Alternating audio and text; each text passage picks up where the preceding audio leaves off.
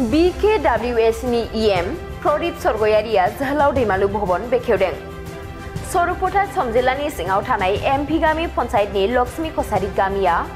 आसाम नागालेण्ड रायजोनि सिमाजों नांजाबनानै थानाय एबा आसामनि जोबथा गंसेल' बर' गामि। आरो बे गामिया गलाघाट जिल्लानिनो गंसे गिदिरथार गामि,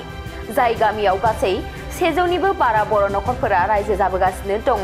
गोजोनथाव बाथ्राया बेनोदि लक्ष्मी कसारी गामिया 60 बोसोरनिबो बारा जाबाय आरो थांनाय 2018 मायथाइयाव जोबोद गाजा गोमजायै सनाथि मायथाइखौबो खुंफुंबोबाय। दिनै बे लक्ष्मी कसारी गामियावनो बर' कसारी अनसाय गावहायुं खुंथायनि अनसुंथाइजों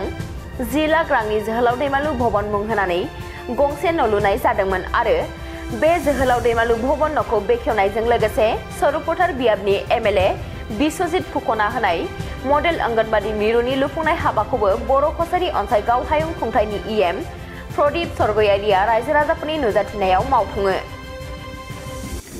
दिनैनि बे बेखेवनाय हाबाफारियाव लक्ष्मी कसारी गामिनि रायजो राजा आरो गामि दैदेनगिरिफोरजों लोगोसे न'कुथि ओनसोलनि गोबांथार गुबुन गुबुन आफादनि बिबानगिरिफोरजों लोगोसे दैदेनगिरि बिथांमोनहा बाहागो लायो। सरुपथार सम जिल्लानि सिङाव थानाय एमपि गामि पन्चायतनि लक्ष्मी कसारी गामिया आसाम नागालेण्ड बर्डारनि मोनसे जोबथारनाय जोंनि आसामनि गामि आरो बियो गलाघाट जिल्लानिनो मोनसे गिदिरथार बर' गामि, जाय गामियावनोखि 100नि खाथियाव बेयाव नखर दङ आरो बे गामिया दिनै 60 बोसोरनिबो बांसिन जाबाय होनब्लाबो गोरोन्थि नङा गायसननाया। आरो बे गामियाव जोङो बर' कसारी गावहायुङारि खुंथायनिफ्राय 10 लाख रांजों मोनसे न' लुना होदोंमोन। बिथांमोना जोहोलाव दैमालु भवन होननानै बे न'नि मुंखौ, आरो बेखौ जोङो दिनै बेखावनानै होबाय। बेखावना होनो हानानै आं थोजासे गोजोननाय मोन्दों। आरो बेनि लोगोआवनो मोनसे गोजोनथाव बाथ्राबो, बे गामियाव जोंनि सरुपथार समस्तिनि मानगोनां MLA बिश्वजित फुकन बिथाङा मडेल अंगनबादि न' मोनसे होदोंमोन आरो बेखौ बिथाङा थांनाय माखासे दाननि सिगाङावनो गायसनदोंमोनब्लाबो बिथांनि बे गायसननाय हाबाफारिखौनो बिथाङा बुंनाय बादियैनो जोङो दिनैनिफ्राय खुन्थिया गायसननानै बेनि हाबाफारिखौ मावलांनो थाखाय जोङो दिनै जागायजेनबाय। आं बे मोननै खामानिखौ मावनो फैनानै थोजासे गोजोननाय मोन्दों। आरो बे न'कुथि ओनसोलाव जोङो मानगोनां MLA बिथांजों रायज्लायनानै लक्ष्मी कसारी गामिनि लामा बानायनायानो जाथों, दुर्गापुर, मिलनपुर आरो गुबुन गुबुन जोंनि गामिफोराव, बर' गामिफोराव थानाय जोंनि धोरोमारि फसंथानफोरखौ लुफुंनायनि बाथ्रा बा अनसुंथाइ होनायनि बाथ्राखौ दासिम जों थांखि लादों। आं आसा खालामो रायजो राजानि मदद हेफाजाब, बिथांमोननि लुबैनायखौ जों जेब्लायबो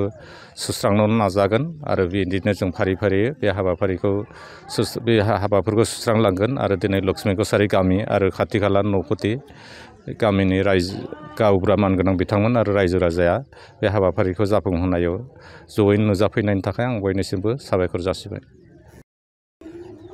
गिबियावनो खुलुमनाय थाबाय। दिनै इंराजि 14 थारिख गोथार हलि सानाव जोंनिनो सरुपथार समस्तिनि सिङाव थानाय एमपि गांव पन्चायतनि सिङाव थानाय गामि 1 नं लक्ष्मी कसारी गामियाव जितु BKWS नि आन्दाराव स्किम मोननानै जोंनि बे दैमालु भवनखौ बेयाव गायसननायजों लोगोसे दिनै जितु बे दैमालु भवनखौ दुवार मुखुलि खालामनायाव जोंहा मानगोनां BKWS नि EM बिथाङा फैनानै बे जितु हाबाफारिखौ मावफुंसारदों, बेखौ जों रायजोनि जानानै जोबोद गोजोननाय मोन्दों। मानो होनना बुङोबा जोङो बे आसाम नागालेण्ड बर्डारनि जितु सिङाव थानाय एकदम जोंनि सरुपथार समस्तिनि जोबथा गामि हिसाबै जों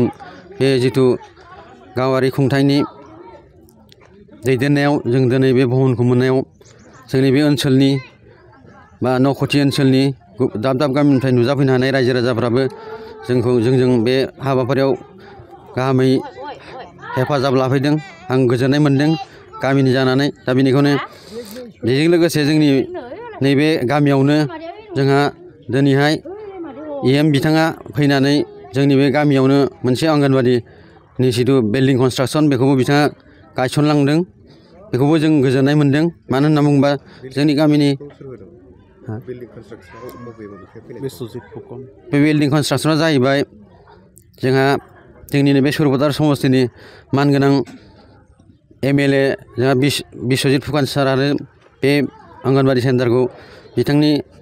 स्किमाव हमनानै दिनै बे गायसननाय हाबाफारिखौ मावफुंसार होदों दा बेनिखायनो MLA सारखौबो जोङो गोजोननाय रोजा रोजा जासिदों आरो लोगोसे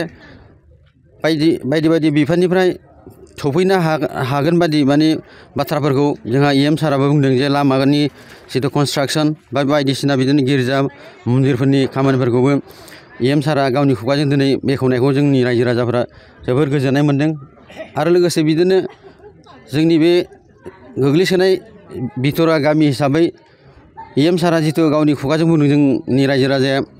माखासे उन्नयन खामानिफोरखौ मावफुंसारलांगोन होनना बुंदों दा बेखौबो जोंनि रायजोआ गोजोननाय थाबाय बेनिखायनो आं बारा गोलाव बुंनो सानाखिसै आं एसेखौनो बुंनानै आंनि बिबुंथिखौ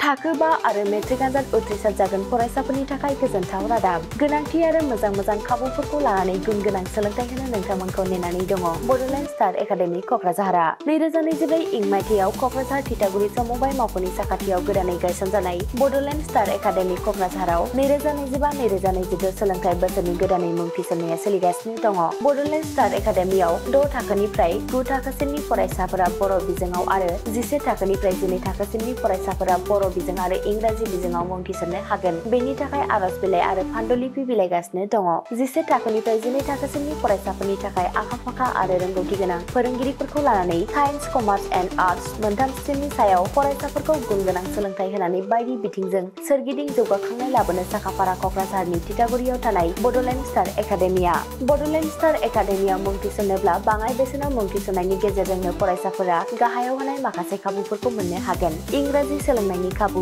साखोन-सिखोन थाखो खथा बिजाब बाख्रि BPL थाखोनि फरायसा फरायसुलिफोरनि मुं थिसननायाव 20% मासुल रेहाय होनाय बेजों लोगोसेनो नोंथांमोनहा JEE नीट आनजादनि थाखाय बेसेन नाङै फोरोंथाय मान्थलि मक टेस्ट जिउ राहा दानाय बायदि गियानलु आयदाफोरनि उफ्रा सोलोंफारिफोरनि खाबुफोरखौ मोननो हागोन हौवासा आरो हिनजावसाफोरनि थाखाय मुलाम्फा गोनां मोजां जामुं आरो मोजां थाग्रा खथानि खाबु गोनां हस्टेलनि खाबुफोरखौबो मोननो हागोन बिदिब्ला गोबाव खालामाजासे नोंथाङाबो बड'लेण्ड स्टार एकाडेमियाव थाबैनो मुं थिसननायनि थाखाय सुलाद लादो आबुङै मिथिनो थाखाय जानबुं अनजिमा 6000349997 एबा 7638008149 एबा 6003494371 आव फोनांजाब खालामदो।